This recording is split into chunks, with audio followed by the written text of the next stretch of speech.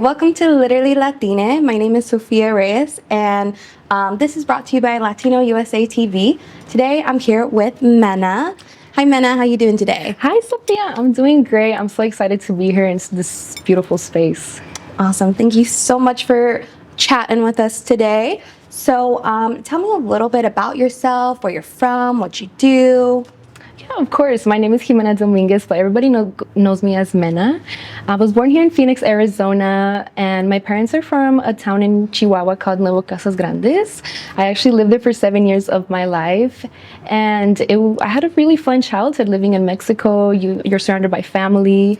When I was 7, I did move to Utah, and it was pretty much like a culture shock. You know, I was used to seeing people that looked and sounded like me, and Utah was such a switch. And I was very timid, but you know, we pushed through. And then from Utah, we moved to New Mexico. And then when I was 12, I moved back here to Phoenix, and I've met some great people here in Phoenix. I feel like Phoenix has really made me who I am today. So yeah, that's just a little bit of my background. And I'm a realtor, and I'm also a lash tech here. I also, on my free time, I love to ride horses. I love to do like ATV. I love trying new foods, and I love spending time with my friends, and just Phoenix is so fun. I love that. It does definitely sounds like you've moved around a lot. Yes. So you got to experience a lot of the southwest of the United States. Yes, pretty much, yes. Okay. So it was like I've been to like 8 elementary schools, 3 middle schools. It was a lot of moving around, but I got to meet a lot of different people from different backgrounds. Yeah, okay, I love that. So tell me, what is one stereotype about your generation that you don't agree with?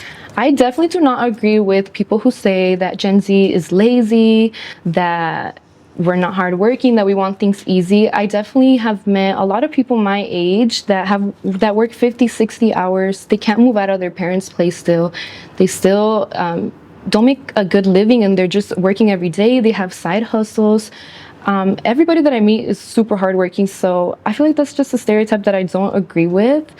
And you know, it sometimes feels like maybe like the system is kind of against us. You know, there's like so much pressure on us. So that's definitely something that it's not true, that I've seen people my age work so hard for what they have and just trying to get out of their current situations. And that I completely and utterly agree with. Mm-hmm. I think it's safe to say when Kim Kardashian famously said, it's like no one wants to work these days, they were not talking about Mena.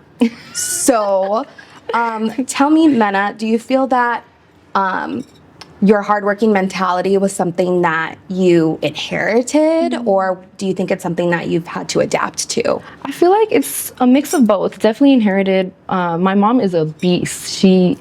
She has always had her own businesses. She has worked multiple jobs. She's been a hairstylist. She's been in real estate. She's done fix and flips, and she came here to the US with nothing, and she had to make something out of it. So she has definitely been an example for me, because she's had 2-3 jobs at a time, and then my dad's working very hard labor jobs. So I feel like from both of them, I've always seen them work really hard, and we weren't financially privileged, but they gave us what we needed. I always had what I needed when I grew up, and they just set a great example for me. Also coming to the US, I feel like you do have to adapt. It's faster. Mexico is definitely a slower life, you know. It's not as expensive as living here. So yeah, so let me ask you this. At what age did you start working? I would say 7. Of course, I can't do like heavy work. I just remember like in Utah, we would go, my mom had a serving job, my dad had his construction job, and at night we would go and clean offices.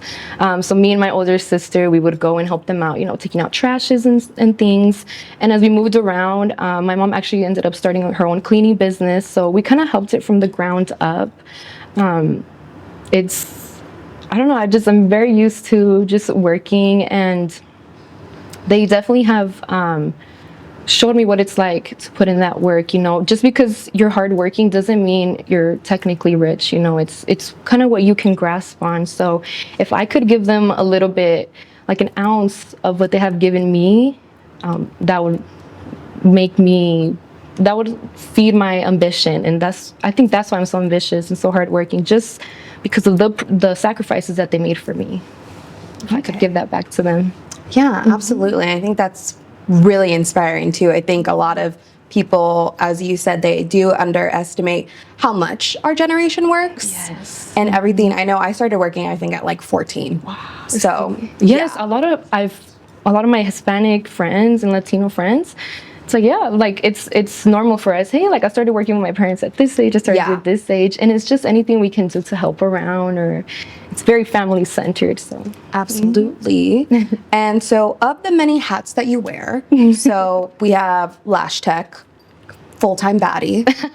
And then, yep. You too. And then, so as a real estate agent, tell me a little bit of your experience in that field. Okay, yeah, of course. So I started taking my real estate courses when I was 19, just because my mom did start kind of getting into that world. I'm telling you, she's in everything. She's in stocks, fix and flips. When everything was against her, she somehow prevailed. So I started in real estate, but I have never personally been close to somebody that has bought a home before.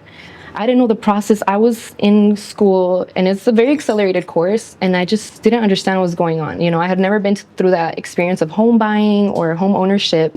I finally got my license when I was 21, so it did take some time. And now that I'm in it, I have learned a lot. Every day it's new, you know, like it changes so fast, and just working with people, it's so fun. At first it was very frustrating because I am very shy, so you do have to reach out to people, but the reward of getting to help people, especially like Hispanics and Latinos, has been so rewarding.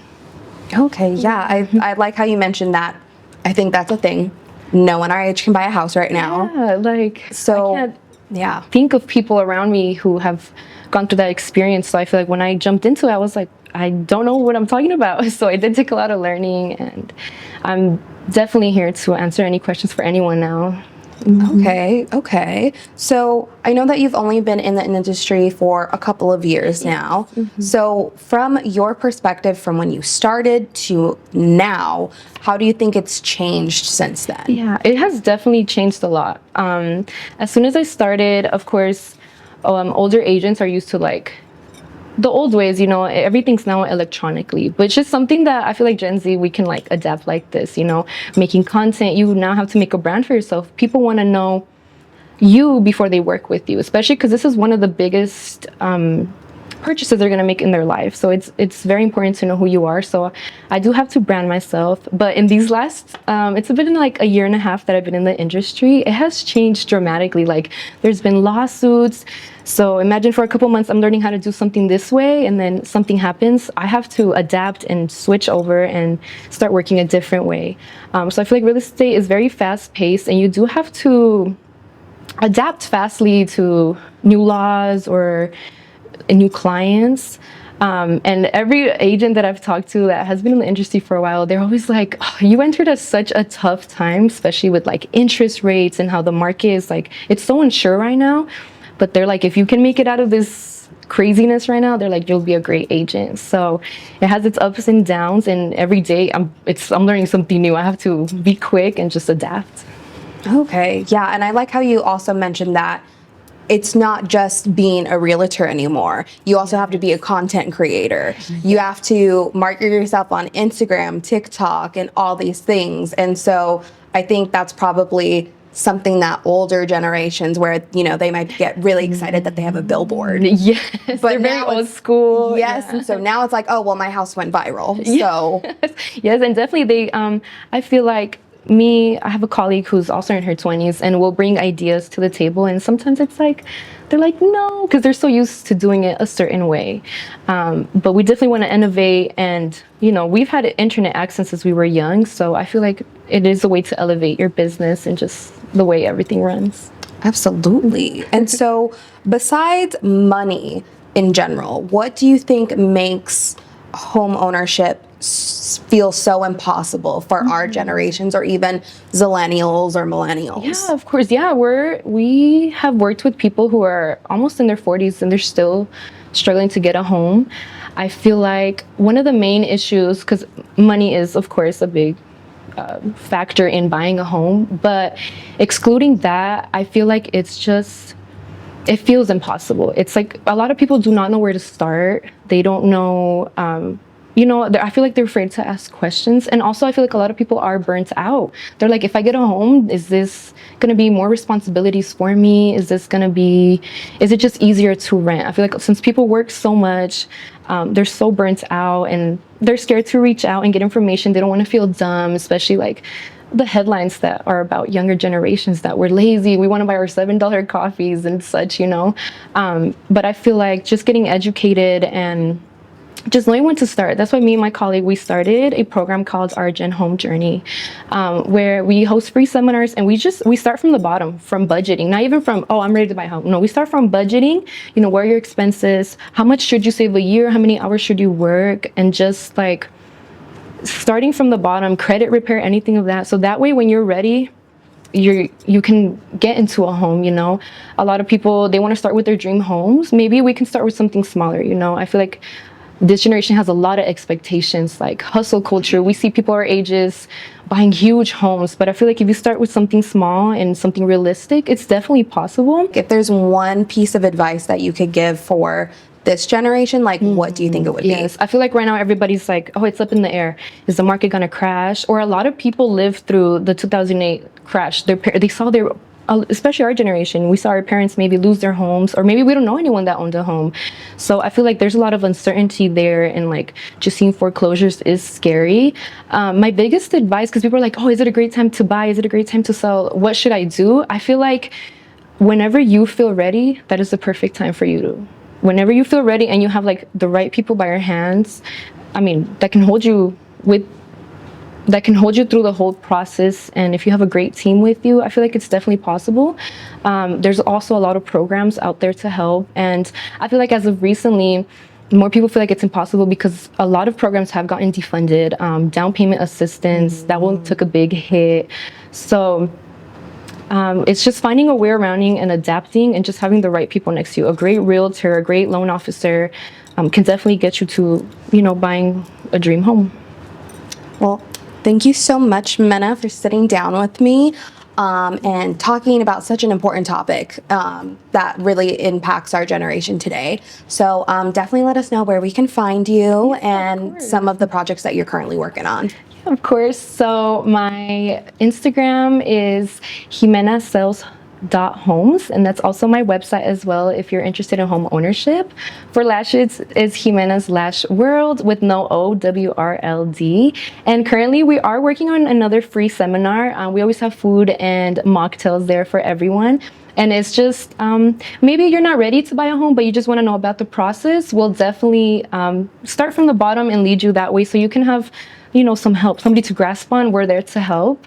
So yeah, I post all about that on my Instagram. And when there's a seminar, I always post a QR code with all the information. So feel free to attend. And if you have any questions, I'm always here to answer. All right. Thank you, Mena. Thank you so much for joining us today. We'll see you again soon.